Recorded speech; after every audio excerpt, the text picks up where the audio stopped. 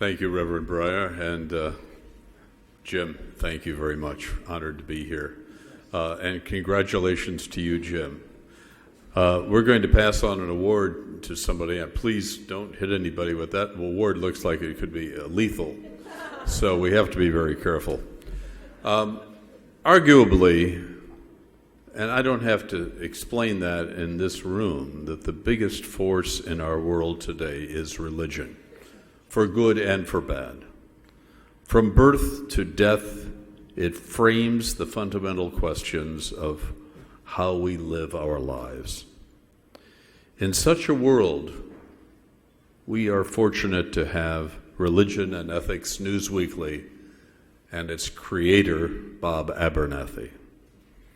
Now, we almost didn't have this incredible program, which started 18 years ago. WNET and PBS programmers really didn't want it. As a matter of fact, one came to me and said, well, I think the show is illegal. There should be a separation of church and state. She's no longer with the organization. Second, and Bob tells the story better than I, but when I embraced him and said, Bob, I want this program, it's a brilliant idea, Bob felt very good until I said, Bob, now you've got to go find the money to do it, because we didn't have any. Well, Bob went and did it.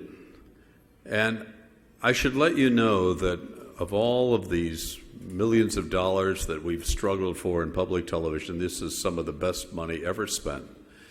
And this program, Bob, raised approaching $100 million for the 18 years this program has been on the air, thanks to the incredible generosity of the Lilly Foundation. So Bob made it happen. Religion and Ethics has been on the air 18 years, almost 1,000 programs. Bob brings a deep knowledge of a true expert in this field. He studied at the Yale Divinity School. But more important are his credentials as a journalist. They are world class. He worked for 40 years as a correspondent for NBC News, sometimes as anchor. He covered politics at the highest levels, including Congress and the White House. He was Moscow bureau chief at the end of the Cold War. 18 years later, still totally unique in television in America and critical for our society. Ladies and gentlemen, congratulations, Bob Abernethy.